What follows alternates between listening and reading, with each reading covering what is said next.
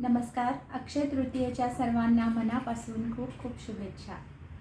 आज अक्षय तृतीयेच्या मुहूर्तावर नंदिताज किचन या आपल्या चॅनलची सुरुवात करत आहोत आणि सर्वात आधी सुरुवात करणार आहोत गोड पदार्थाने आणि तो पदार्थ आहे सर्वांच्या आवडीच्या ओल्या नारळाच्या करंज्या.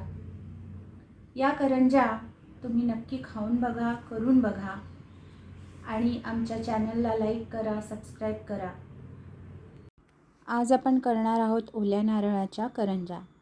त्यासाठी मी घेतला आहे 2 कप मैदा, 1/4 कप रवा, बारीक रवा,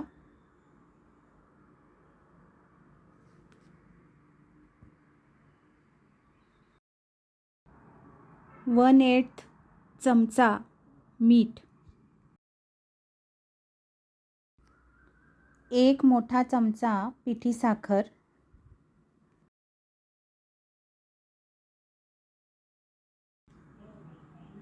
2 मोठे चमचे तेल,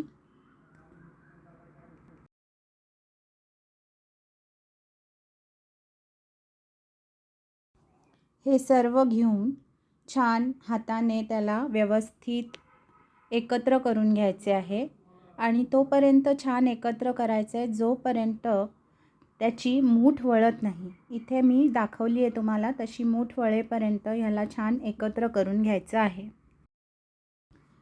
1 वाटीभर दूध घेतले आहे.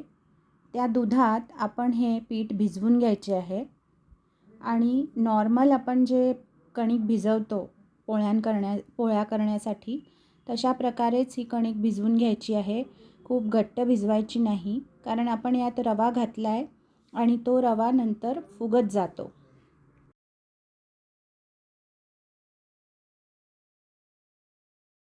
आता ही कणिक आपण छान मळून घेतली आहे. व्यवस्थित मळून घेतल्यानंतर छान तिंबून व्यवस्थित मळून ही सगळी प्रोसेस झाल्यानंतर त्याला आपण अर्धा तास रेस्टसाठी ठेवून देणार आहोत. आता आपण घेतलेली आहे इथे 1 मोठा चमचा भरून खसखस. ही खसखस घ्यायची आहे आणि ती भाजून घ्यायची आहे आपल्याला. भाजून घेतल्यानंतर तिला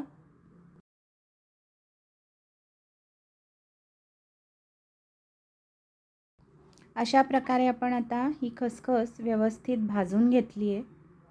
फार जास्त ही लाल करायची नाही. मध्यम लाल झाली की आपण याला मिक्सरच्या भांड्यात काढून घेणार आहोत. ही मिक्सरमध्ये घालून आपण बारीक करून घेतलेली आहे. आता आपण कढईमध्ये 1 कप साखर घेणार आहोत. त्यात 2 कप ओलं खोबरं घालणार आहोत.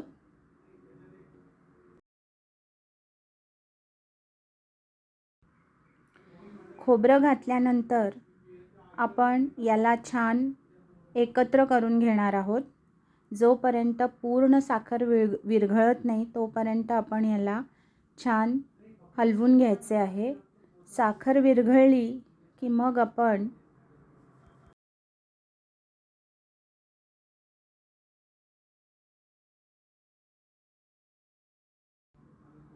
यात खसखस घालणार आहोत. खसखस घालून पुन्हा छान हलवून एकत्र करून घेणार आहोत जेणेकरून खसखस सगळ्या मिश्रणाला व्यवस्थित लागेल.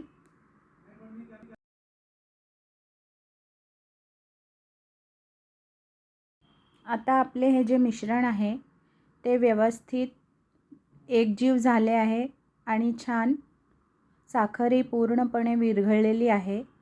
हे मिश्रण अशा प्रकारे आपल्याला आता करंज्यांमध्ये भरण्यासाठी तयार झाले. त्यात आपण सर्वात शेवटी वेलचीची पूड घालून घेणार आहोत आणि एकत्र करणार आहोत.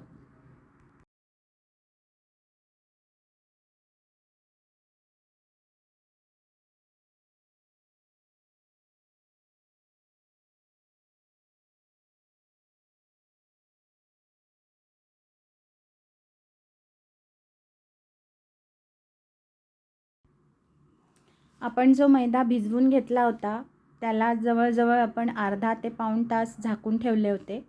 आता या मैद्याच्या आपण गोळ्या करून घेणार आहोत. छोटे छोटे गोळे करून घेणार आहोत. ज्याच्या आपण लाट्या तयार केल्या आहेत आता आणि त्या लाटून घेणार आहोत.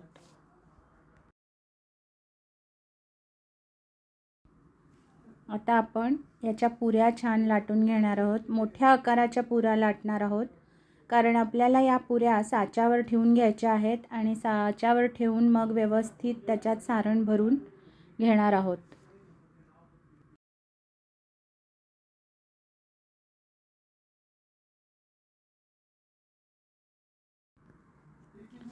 या साच्यावर अशा प्रकारे आपण पुरी ठेवलेली आहे लाटलेली. त्यात आपण सारण दोन्ही बाजूनी भरणार आहोत, जेणेकरून आपल्या करंज्या पोकळ राहणार नाही आणि व्यवस्थित सारण भरले जाईल.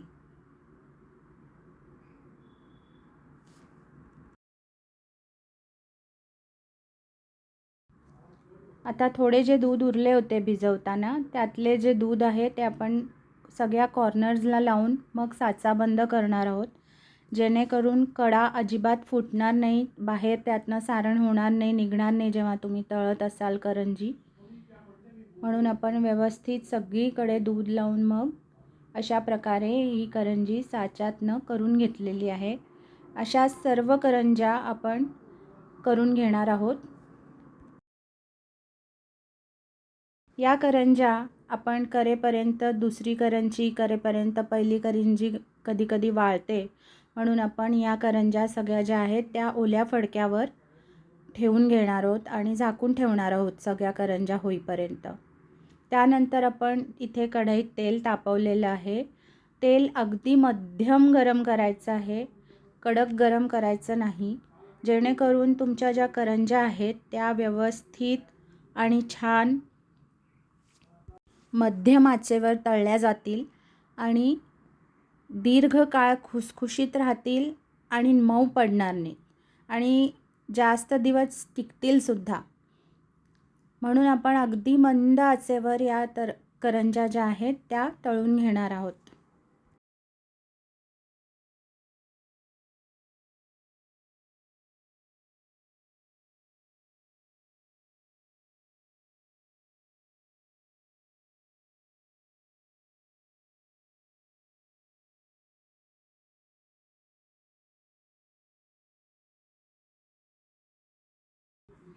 अशा प्रकारे आपण त्याच्यावर तेल उडवत उडवत नीट व्यवस्थित छान तळून घेणार आहोत. आता या आपल्या करंज्या व्यवस्थित तळून झालेल्या आहेत आणि खाण्यासाठी तयार आहेत. मी सांगितलेल्या मापात जवळजवळ 20 ते 22 करंज्या होतात आणि सारणही सगळं संपतं आणि पीठही अगदी थोडं उरलं तर उरतं.